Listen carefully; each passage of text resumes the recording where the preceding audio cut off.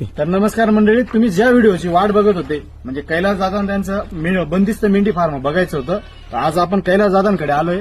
कैलास हे कोकरं किती महिन्याचे असतील आणि खाद्य काय खाऊ घातलंय तेवढं सांगा आमच्या फॉलोअर बंधूंना. हे खाद्य आपण सोयाबीनची कुट्टी मागवली, बुस्सी म्हणतो त्याला. ती आपण धुळ्यावरून मागितली. त्याच्यात आपले सकाळचं तुमचं नियोजन काय असतं?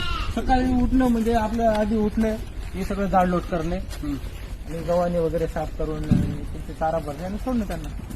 बरं, समजा आता हा तुम्ही आत्ताचा टायमिंग आहे आपला सकाळचा जवळपास 11-11:30चा टायमिंग झाला, बरोबर. याच्यानंतर तुमचा पुढचा म्हणजे किती वाजेचा टायमिंग असतो हे कोकरांना? दुपारी साधारण 3-3:30ला. आणि बऱ्याच वेळा बघितलेले म्हणजे बऱ्याच जणांचं म्हणणं आहे की बंदिस्त मेंढी पालन परवडत नाही. म्हणजे मेंढ्या काही लोकांचं म्हणणं आहे, आता पण आपली काही मंडळी आहे जी वाड्या वस्तींवर अजून पण फिरत आहेत, त्यांनी तर 100% करायला पाहिजे, माझं ते मत आहे. बरोबर. कारण की विषय असा आहे, बाहेर जंगल नाही राहिलेलं. बरोबर. आता उन्हातानात त्यांचे मुलं बाळा शिकत नाहीये आणि पावसामुळे सगळं हाल होता.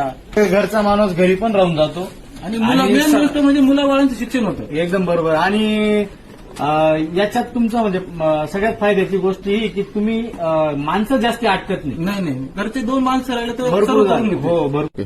आणि हे बघा मंडळी, त्यांनी अगदी एकदम सोप्या आणि साध्या पद्धतीने गव्हाणी तयार केलेलं आहे. त्याला दादा एवढ्या म्हणजे तुमच्या 125च्या आसपास मेंढ्या आहेत, यांना चारा नियोजन काय आहे नक्की तुमचं अजून शेतातलं? चारा नियोजन हा बच्चांसाठी आपण घास केलेला आहे. दुसरा हा मका केला आपण, टप्प्याटप्प्यावर केला आहे तो. म्हणजे जसं जसं कापणे तसं पुढे आपण मका टाकत जातो. मका किती टाकलेला? हा आता 2 एकर मका केलेला आहे. 2 एकर आहे. याच्यात म्हणजे जवळपास म्हणजे या मेंढ्यांचं भागून जातं का एवढं याचं? नाही, बाहेर आपण कोरडी कुट्टी मागून घेतो एक वेळेस. हा. आणि सीझन वाईज आपला चारा तयार असतो, त्याच्यामुळे एवढं काही गरज येत नाही बाहेरची मागवायची. बरं.